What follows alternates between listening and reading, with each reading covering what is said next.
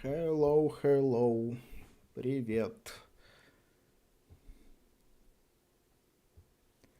Welcome to my first stream. It will be in English, на русском. You can ask freely whatever you want about game dev. I will try to answer you. So, for those who will watch in recording, I will start with demonstrating my project, what I have now. You can put in chat whether you like audio or not, for those who watching live. So I hope you can see everything good in Unreal. I will start with my project, what I have. I've been working on it for a couple of weeks and I make some progress, so it will be more entertaining to watch and not from scratch. So this is test level. I have my character. I have some basic mechanics. And I have some modules to build levels. I have a vehicle system. It will be useful later. And I probably start with some gameplay because it is the most important part. As you can understand, it's about gameplay. So we have dinosaur that moves in 2 dimensions, but the game is 3D. So you can have basic controls like rotating and jumping and crouching, and that's it. And based on this, we will try to build some basic mechanics, how it will interact with the level. So the main thing about this game is physics. So if you try to make it move more realistic and accurate, it's all about physics simulation. And this way I start with outlook of my blueprint. So Unreal is quite easy for those who don't even have coding experience like myself. So when I try to make some basic mechanics, it turned out to be pretty good. So I created my character from side-scroller blueprint. And this blueprint was very useful for me. There were locks, so the character moves only in 2 directions. So I tried to make something out of it, but then I replaced it with a new one. I had some problems with character class, so I replaced it with regular pawn class. It means you can control it, but it doesn't apply some basic things like running and jumping. I decided to make it myself because it is entirely physics based. So when I tried to recreate it in regular pawn class without character movement, it turned out to be pretty good. So let's start with something simple. As you can see, I commented it. We have rotation. It's just input command from enhanced input. So when we fire event like triggering a button, I just set it to A and D. It triggers event and then it add torque in degrees. Note, as you can see, I just use action value and make vector on x-axis. It means you can rotate it in x-axis. So as you can see, right here we have our 3 axes, and rotating along x-axis is what we need. So add token degrees applies to physics, and as you can see, it applies to root capsule. So as you can see, there is nothing complicated. I have root capsule, which is root, and everything is attached to this root capsule. I had problems with character blueprint root capsule because something was bugged, and I read some forum posts, and there were some problems with physics and this root of character blueprint. So I decided to recreate it in regular pawn class, and everything works fine. So crouch. This is also pretty simple. It has 2 actions, triggered and complete. So when we start crouching and when we get up,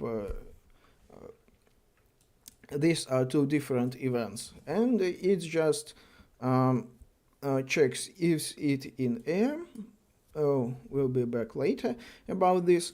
And it just set 2 variables, either crouch or not crouch. So that's pretty simple. So now everything become more complicated, but it's still pretty simple if you start thinking about it. So it's entirely physics based, as I mentioned. So enhanced input event. Once again, it just checks if the button is pressed, and then it starts some math. Line trace by channel. It means that it makes a line and checks if it collides with everything. So with anything. So as you can see, dinosaur moves, but you can't jump while you're in air because it checks downwards if there is something underneath. So if there is something, it gives you ability to jump, and this is what this means, all of this. As you can see, there is root capsule, and it gets world location and rotation and up vector, and thus you can get this line start, and then from up vector I'm multiplying x by minus 100, and you can have end vector. So it starts a line from the capsule and then get vector downwards. And the result, this return value, is condition whether add impulse or not to add impulse. And when you add impulse, it sets jump variable and set your flight. That's pretty simple setup. I tried a couple of different variants, but I think this is the best one. It works perfectly fine. I can fine tune impulse value, and it makes pretty flexible setup. So let's move next. As you can see, event hit. Event hit is work in progress. I just make something that works, but it's not finalized. We have event hit. It means when you hit something, it will trigger this event. And you can make different components. So for example, as you can see, my setup consists of my character, the chair, and you can see some boxes. So these boxes are collision boxes. And when you hit with something, you can trigger this hit event. Right now, this is not works doesn't work as expected, but it works fine for test purposes. As you can see, it just check component that was hit and compares it to component that I need, like head sphere. And then it disables input. So input is one of Unreal fundamentals. You can control something, and if your input is disabled, you can't control something. And then I set simulate physics to off for all of my collision boxes. And then I destroy them. So nothing will collide except dinosaur and the chair. So as you can see, I enable collision and set simulate physics. So you can see now there is no physics for the dinosaur or the chair, but as long as I collide with one of my collision spheres, the moment it collides, I activate physics. So as you can see, now physics is on. It works pretty good for this setup, and I also add radial impulse. Maybe I should add a little bit more to make collisions more epic. So as you can see, they are not very epic. So if they likely will blow away in different parts, it will be more fun. And as you can understand, the main purpose of this game is to be fun. So some funny collisions is always good addition, especially when you can make it so simple. So control mapping. This is a new thing in 5.2 as far as I remember. Control mapping is needed to use enhanced input. Enhanced input is a new system that you can set different kinds of input commands, not only for the keyboard but to Xbox controller, for example, simultaneously. So you don't need to every time reprogram, you just use it and it works. It works really good, but you need to set up it first. You can Google, because this is a quite standard setup. You check your enhanced input and request rebuild controller. So this event begin play means when you start the game, it will do it once. So as you can see, I use this enhanced input system. It's almost mandatory, this setup, and I also set collision to off just in check to make it more flexible, let's say. And I also attach collision sphere. I found that if you use this setup in Blueprint, it works better than if you write here at parent socket. So this head collision head sphere is one of the most important. If you play this demo level, you can see that other collisions are turned off, but head collision is turned on, but it still plays very fun, because this head collision is the most important one. Because if you crash, the most likely you will collide with head sphere. So position of head sphere is quite important, because as you can see, the dinosaur moves quite big range of movement. It have so head sphere can be in a lot of different positions. As you can see, it moves, so does head sphere.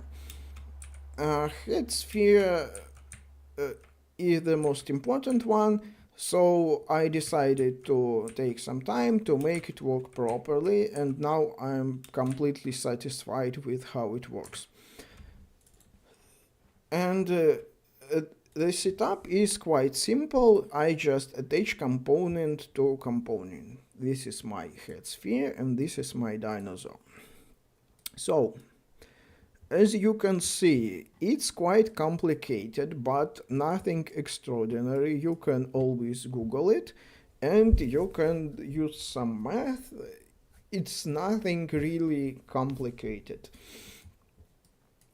I am really happy with this setup. Uh, Now we can go to AutoMove. It is the system that works to move the character forward automatically, but it has some rules. I tried with the most simple setup first, like AutoMove on y-axis, and it doesn't work really great because you can have slopes, you can have in flight position. So I check some boxes to make it more flexible, to have more control. As you can see, we start with tick event. Tick event is something that is triggers every period of time, usually it's every frame. And now I check world location once again, just like with jump event. I check up vector and position, but not capsule, but box underneath. So the secret to all of this movement is quite interesting because I came with a simple solution. Is called chamfer box. So it is beveled box. I make it visible and it located just underneath the chair. So this is the main thing that collides with the level and interacts with the level. The chair and the dinosaur itself doesn't have any physics, so the only physics that you have for this character is this chamfer box or bevel box, whatever you like, or collision spheres. So I use this thing to move the character. So as you can see, this is how physics works. I make it visible, and the moment you interact with the level, you understand the shape of the thing, how it moves, and where can be some limitations to it. But it works far more predictably than individual wheels, so I decided this is the best setup. It is connected to the collision root capsule, aka this collision capsule, with a physics constraint. Otherwise it will just go through the floor. It need to be rigid connection to simulate physics between root capsule and this box, and everything is attached to it. So event tick. Every frame I check position and location and rotation of this chamfered box and trace line by channel.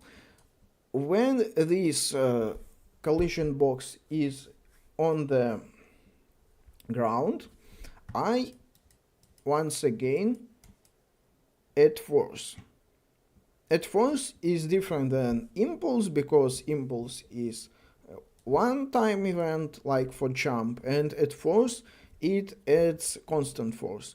As you can understand, for movement it is better to add force, and for jump it is better to add impulse.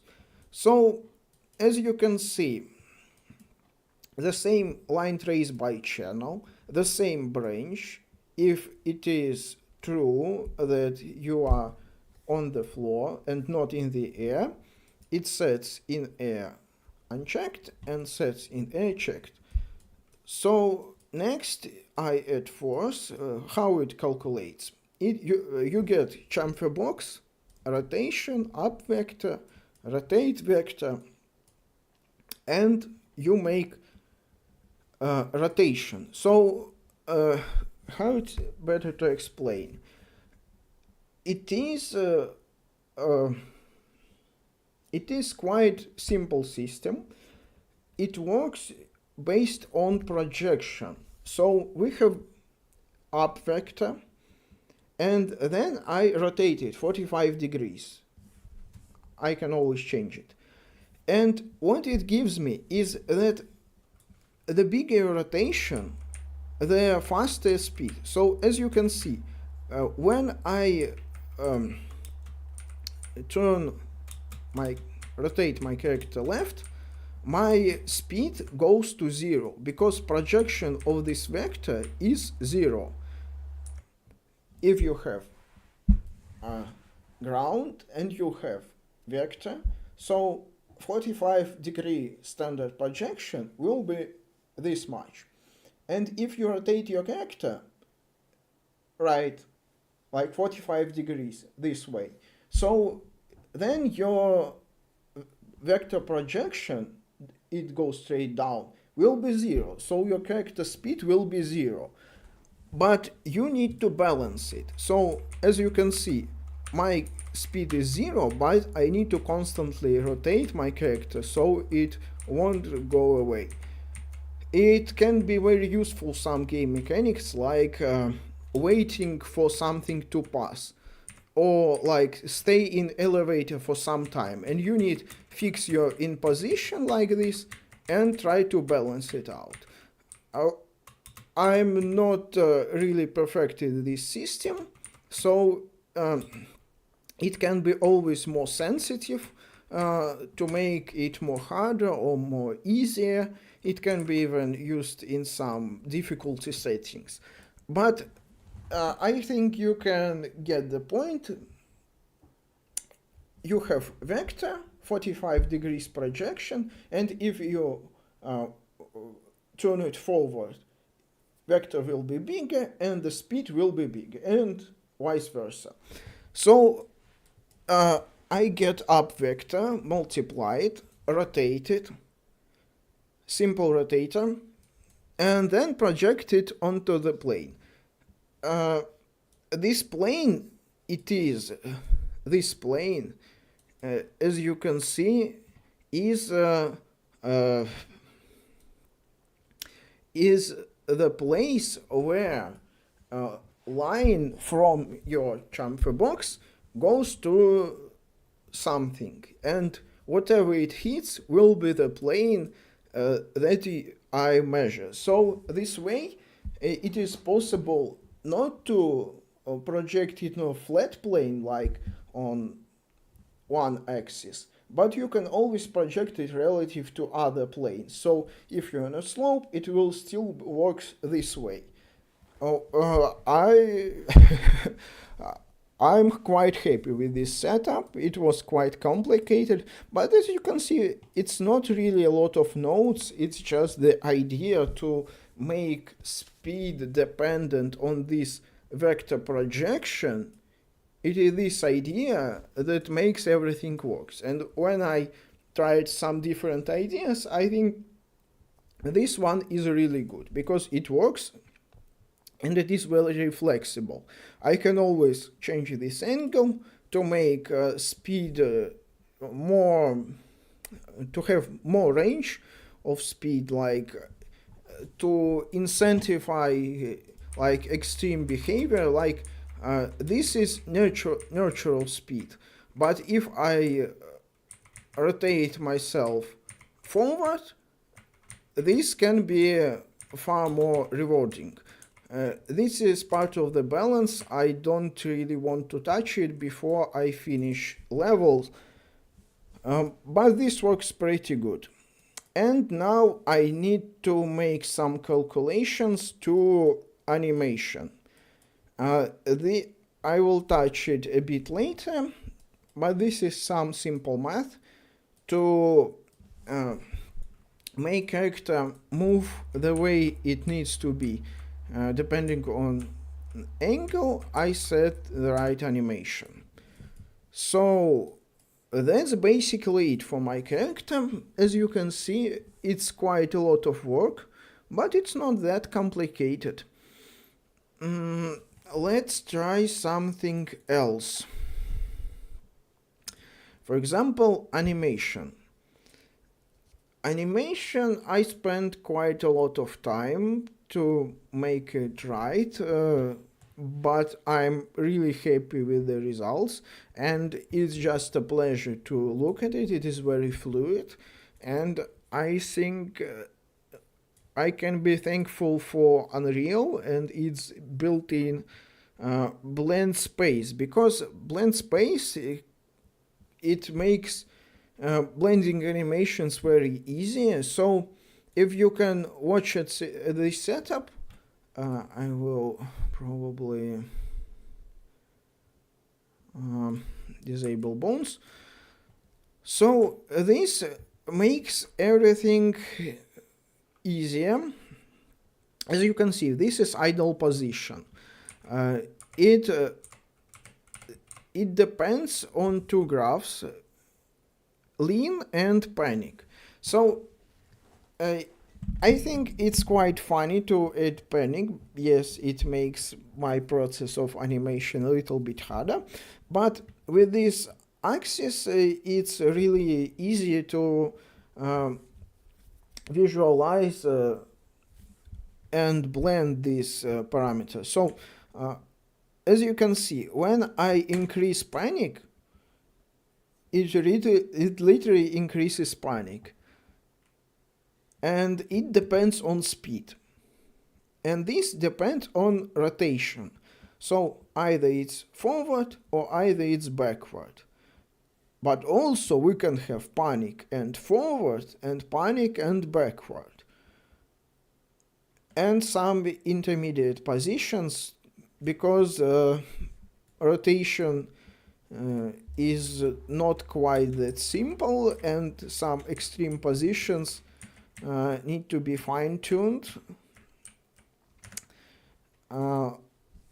So I literally made tons of animations different, as you can see,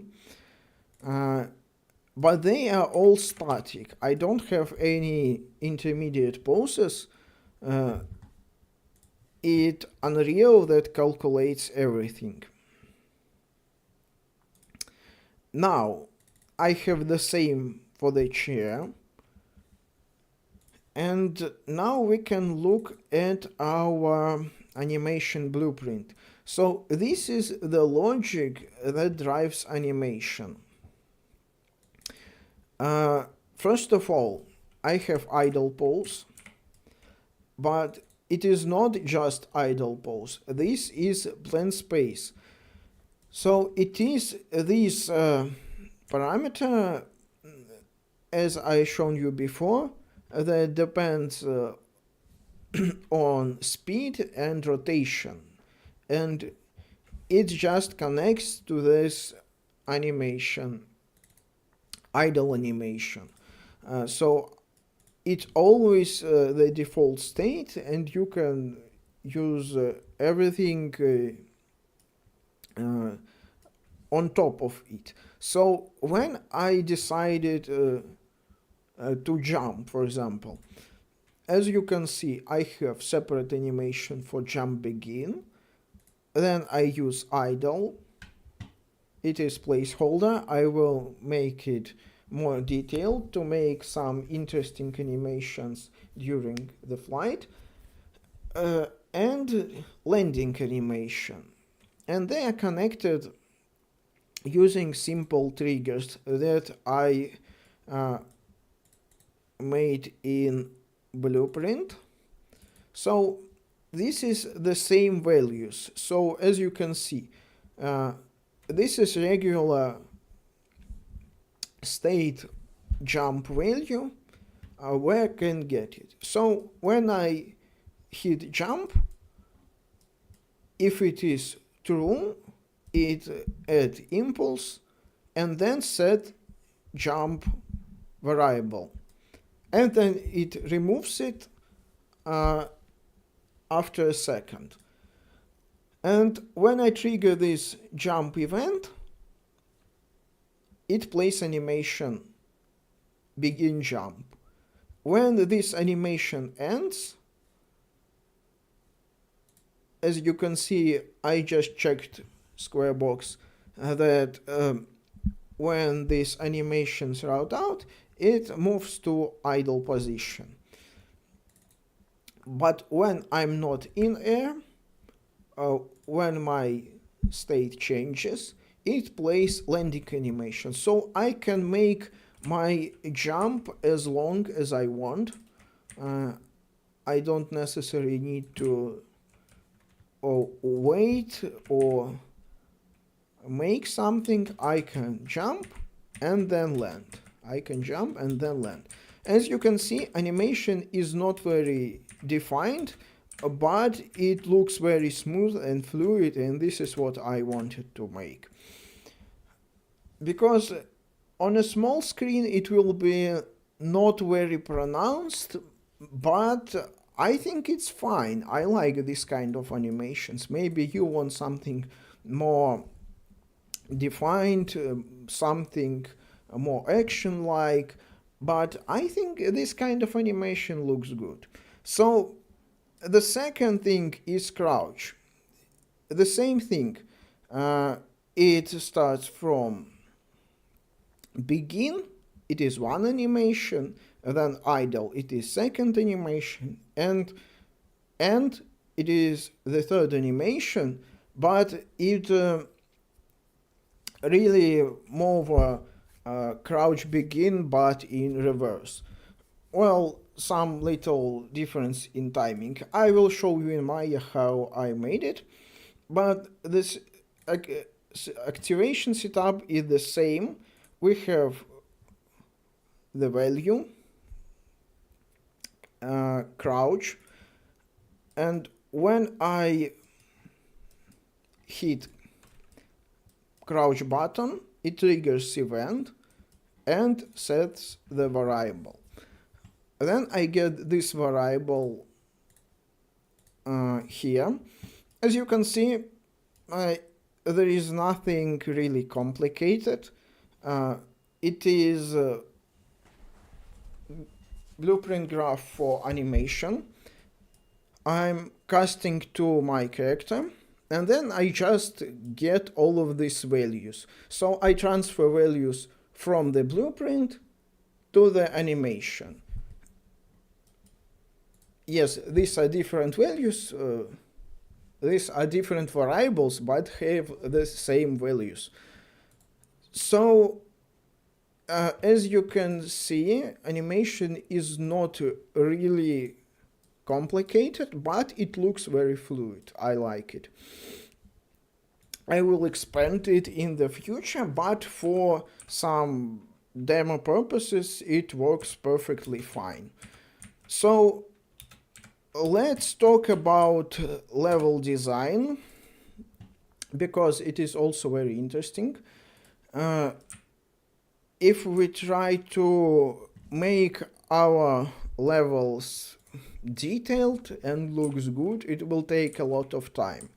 So the best way is to use modular system.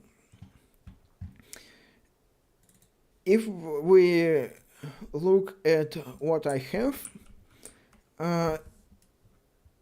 I created some modules. So first of all, Office Modular. It is a modular system with the doors and windows, and all of them are the same size. So it is quite easy to use. The module size is 3 by 3 meters. It is standard in architecture to use this value.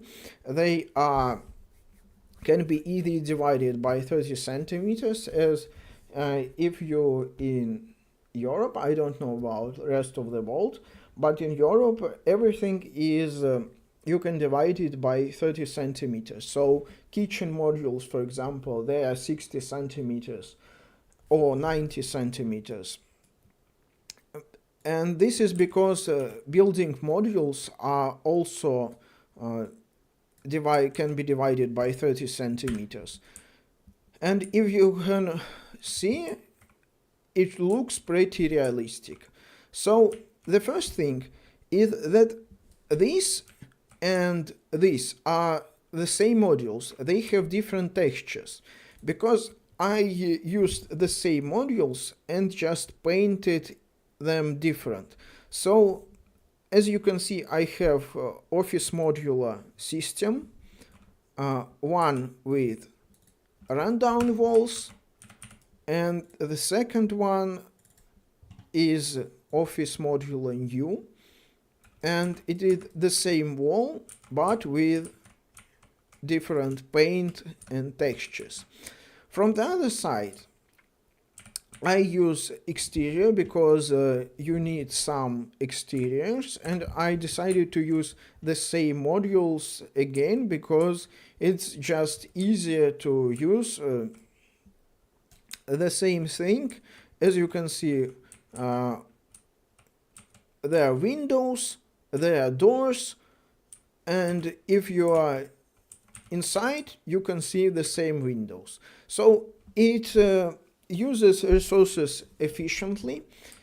It uses memory buffer more efficiently. You don't need more modules, more polygons, because instancing is really easy for Unreal Engine. You can instance as much objects as you want, and when you load it once, it's your task to use it as much times as possible.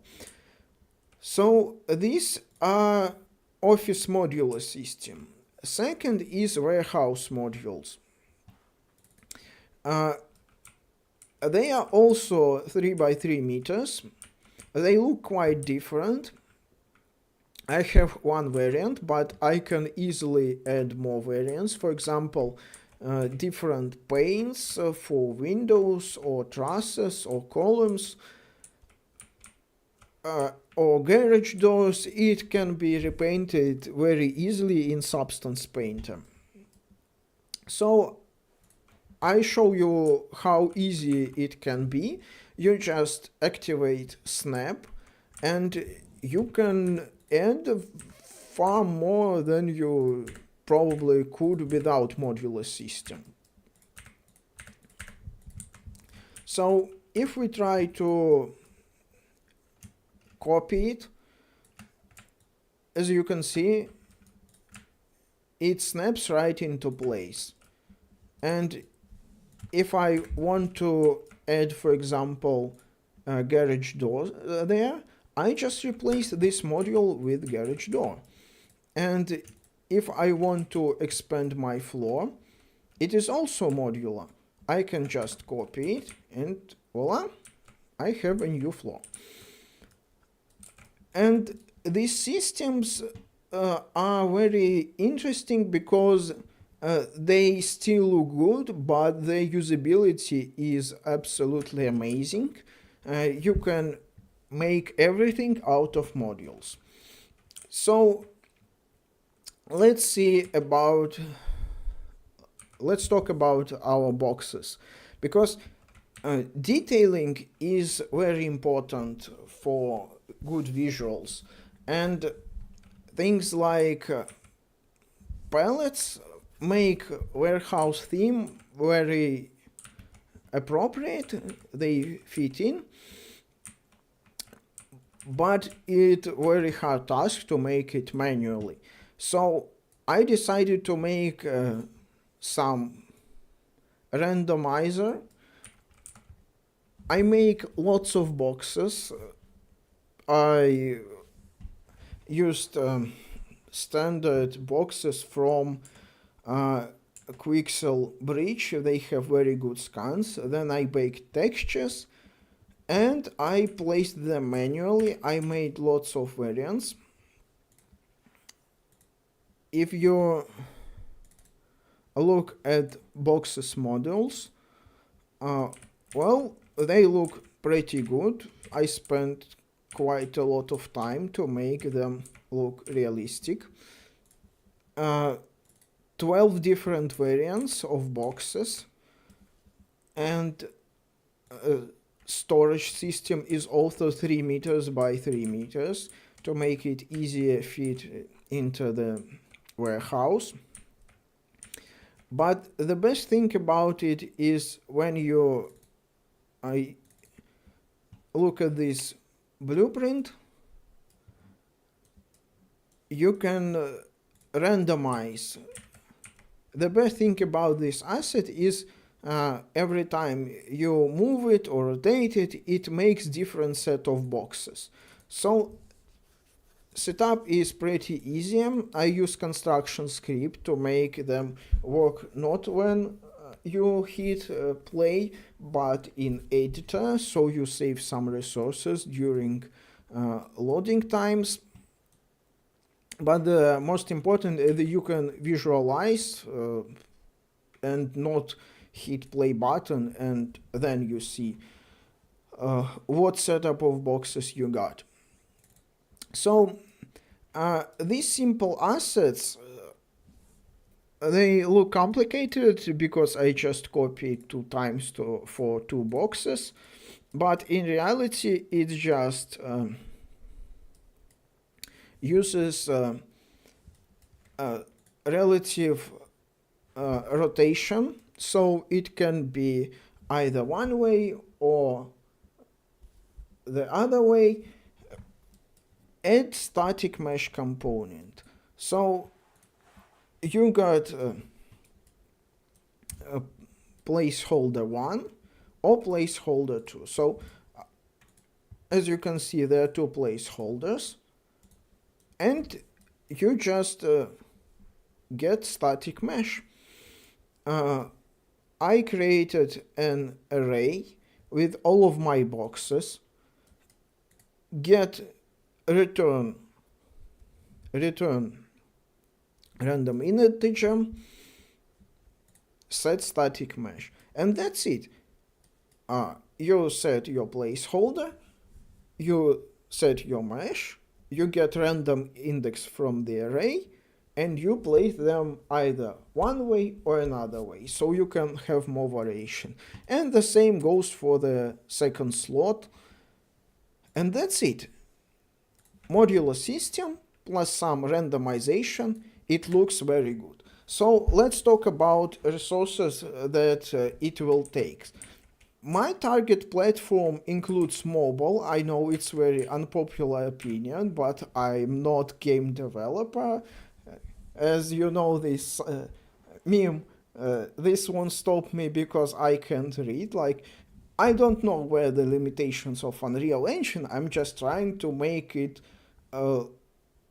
play smoothly, so I just use as little polygons as I can. So if we go to this asset, I think it's better to use it this way. So as you can see, there is not much polygons at all, and the best thing about if you use as little polygons as you can, then you can compress textures automatically. Like, I don't like to use lots because if you make a level of details, the same object but with less polygons, if you make it manually, it's really big task. You need a lot of work to do. And if you make it automatically, it will just look so bad. So my ideal situation is make objects as low poly as you can. So this is just regular boxes with the same amount of polygons. As you can see, there are not much polygons, but you can make textures look really good. So you see, these are really high quality textures that looks great on my PC with all of these settings in Unreal Engine 5. But if you want to scale it mobile, you can. it's the simplest way to optimize for mobile. I will try to make something with it. So I have a texture, and you can just limit texture resolution with MIP maps. As you can see, its resolution now it is 2K, and it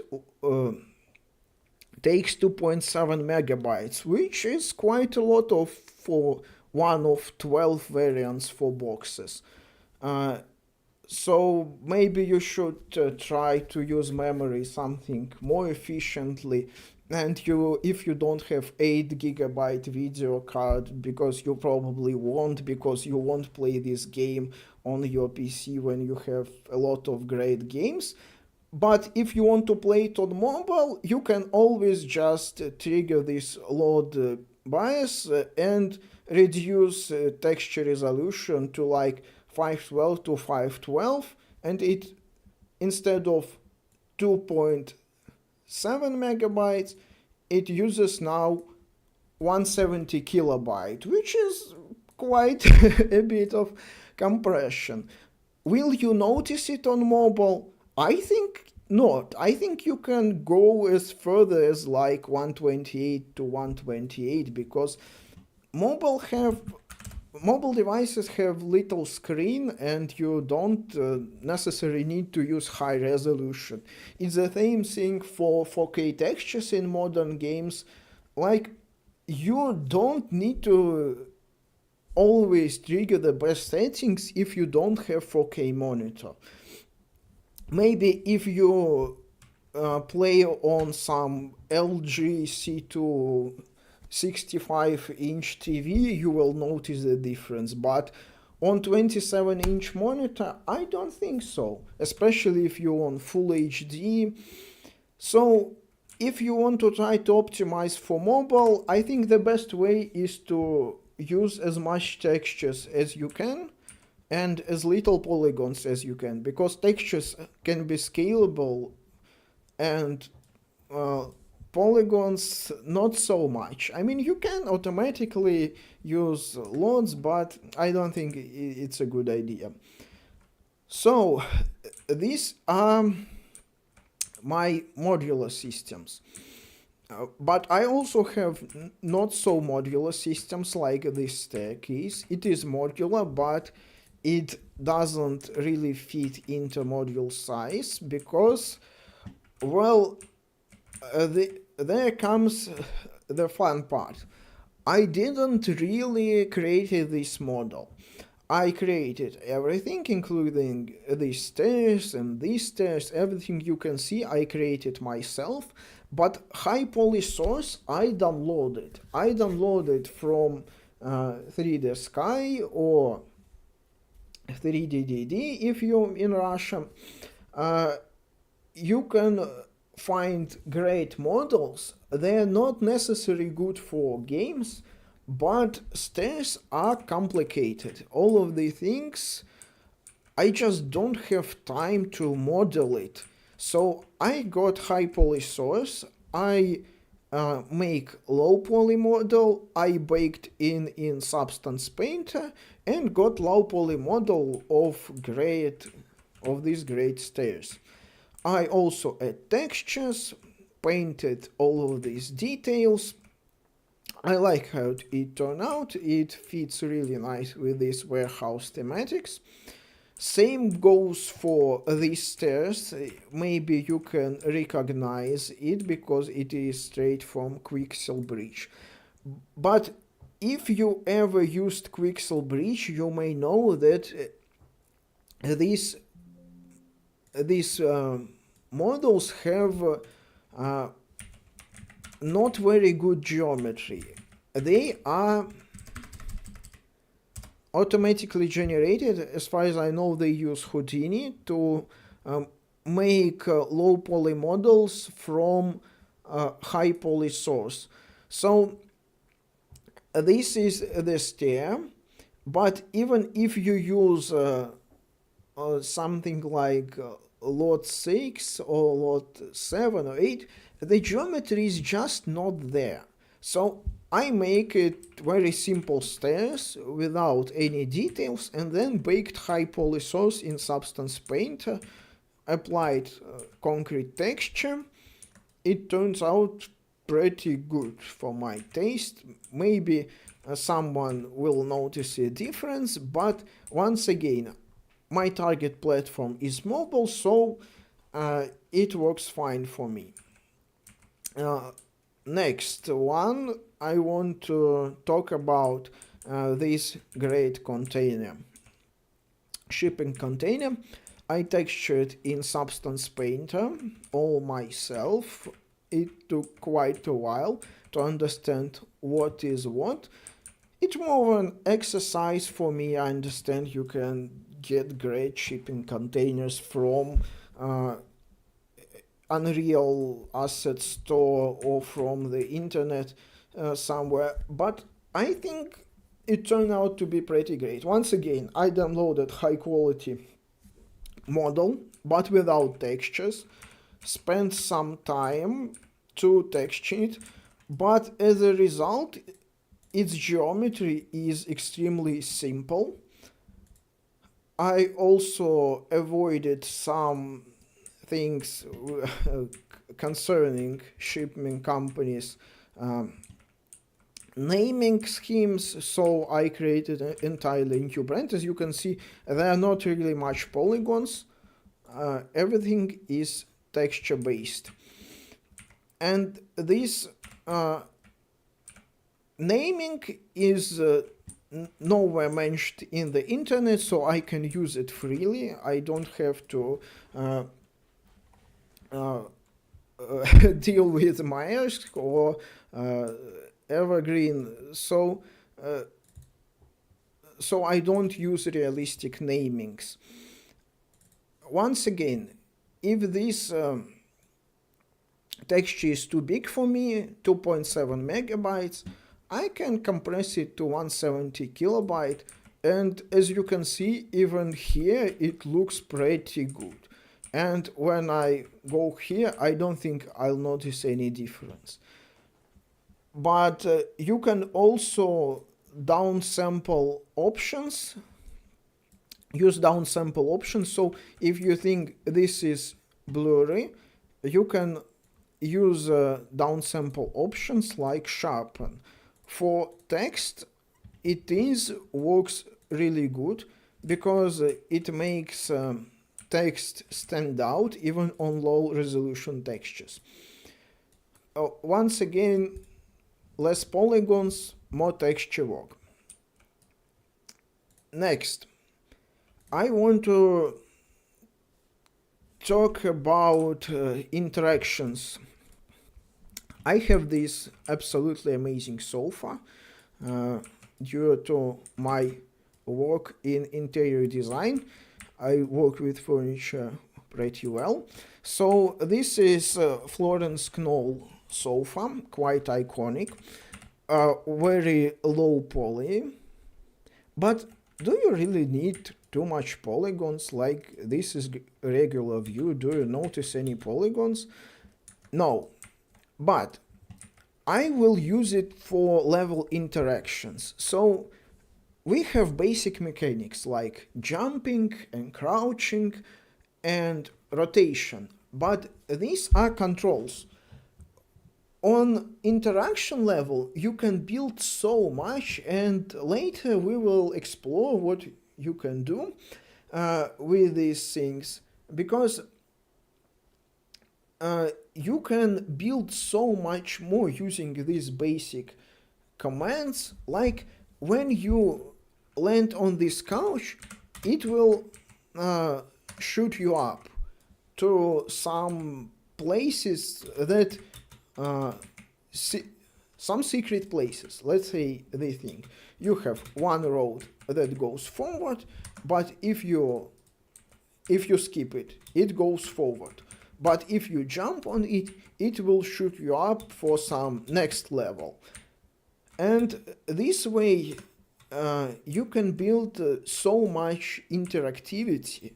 And when I worked on some ideas, what should I include in my level, interactive things, because, well, these things are quite fun if you're a game developer, but I don't think it's very fun to play. So I decided, how about I add vehicles? And to my surprise, vehicles in Unreal are very easy to implement. They have a vehicle component. It is a very complicated system, but it's very easy to use because everything is set up for you. I'll try to show what I got with this amazing. Once again, I downloaded high poly model, more than 500,000 polygons, and now 2000 polygons. Everything is a texture. All of this is regular texture. This is simple box. I just scale it to fit right, but as you can see, there are lots of details. I modeled frame, wheels. I used more polygons where they needed and didn't use lots of polygons where they don't need it. But I think the result is absolutely fantastic. I changed a little bit headlights, I removed logo, so once again I don't get into legal trouble.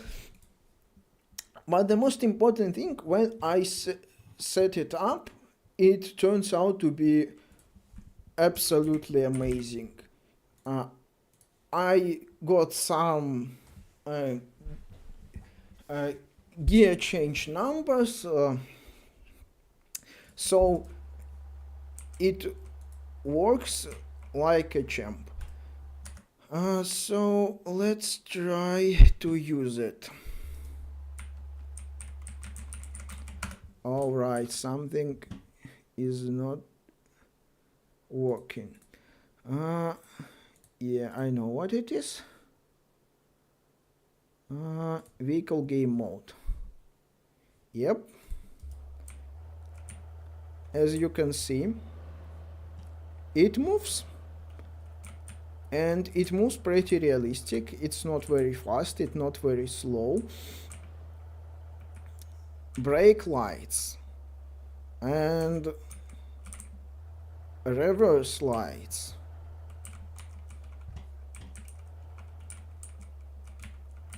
Stop. And I also have headlights, hazard lights,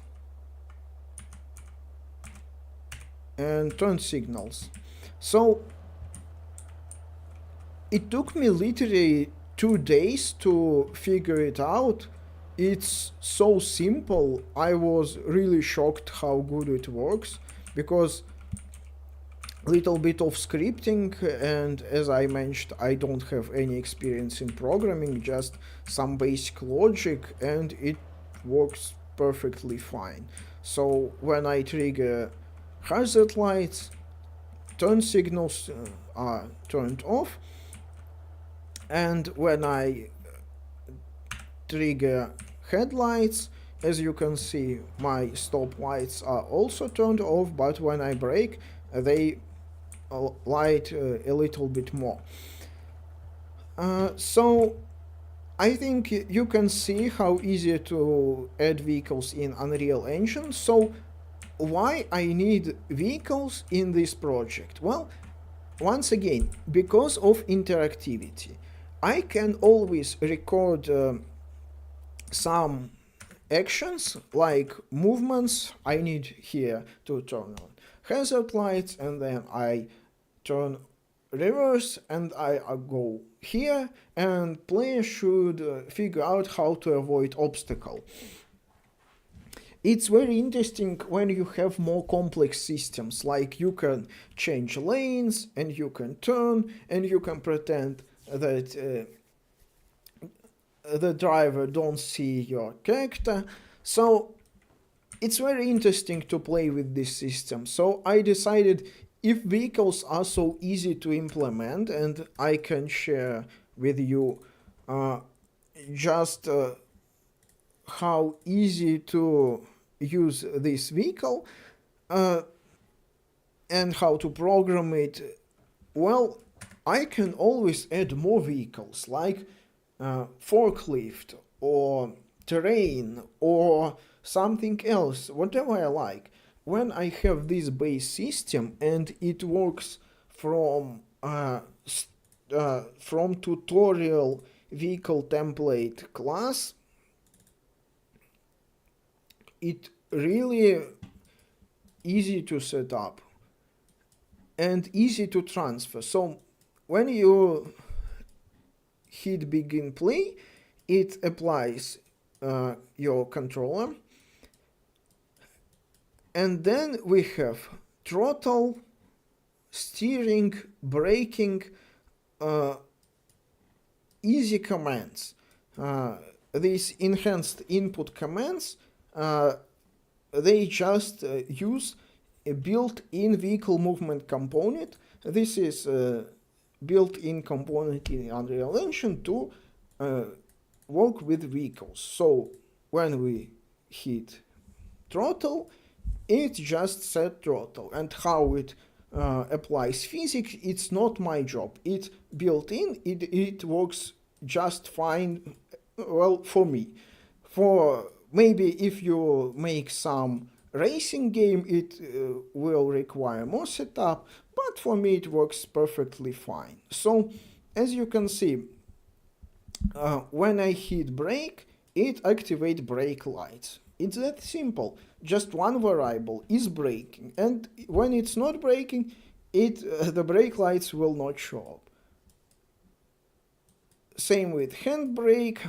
Well, camera controls a bit more complicated, but basically it reads mouse movements and translates it to relative rotation for spring arm.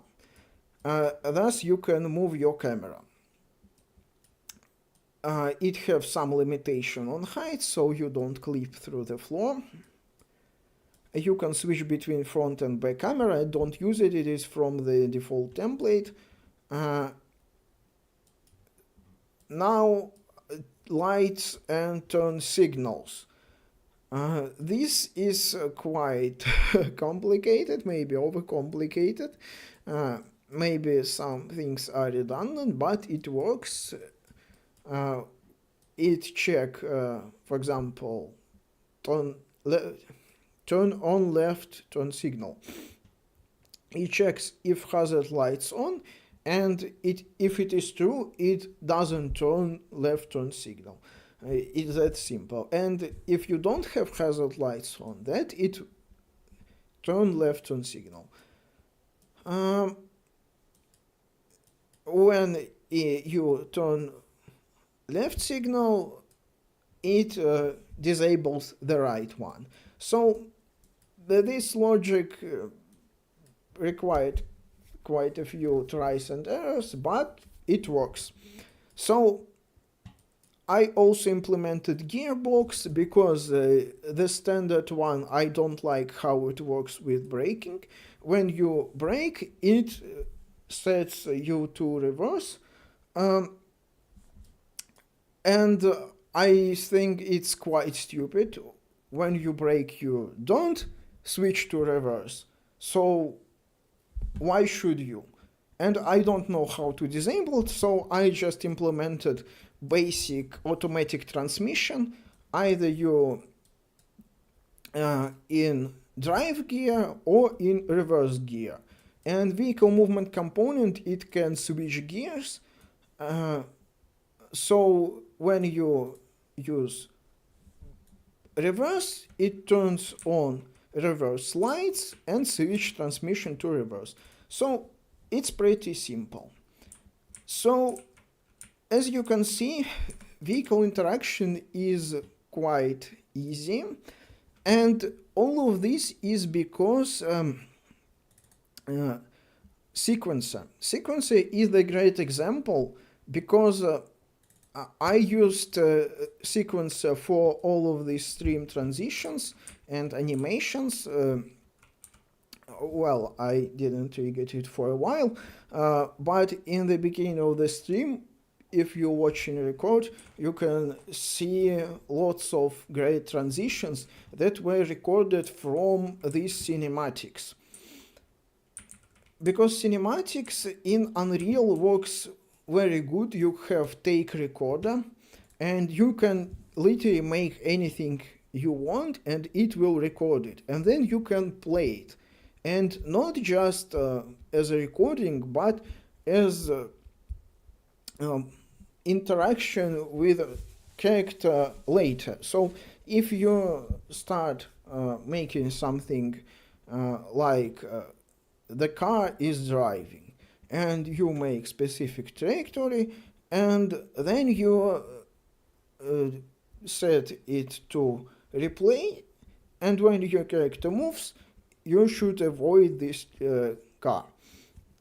And if you look at this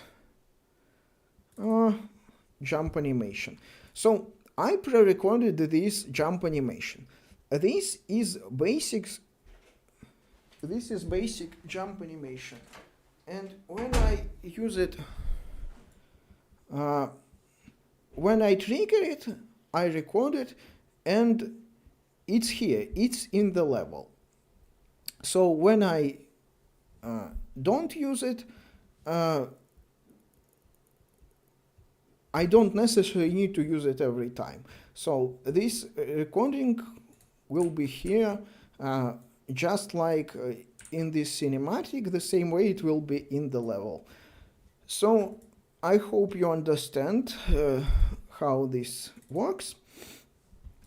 Back to my level. So I think that this concludes my initial setup where we start work with.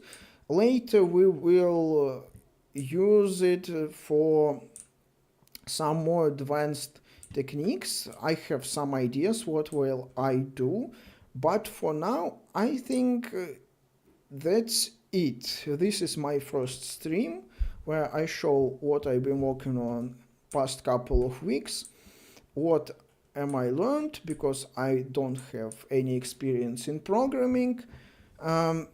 We will work on some animations, we will work on game mechanics. I will learn with you, maybe you will give me some advices, because as you know, the best way to give advice is it is to do it wrong, and then somebody will correct me, and it will be more efficient than to ask someone for advice directly. All right, I will see you probably tomorrow, because this is my first stream. As I mentioned, I don't have a lot of experience with streaming, and English is hard for me, so I got tired pretty quickly. So I think tomorrow we will start with animation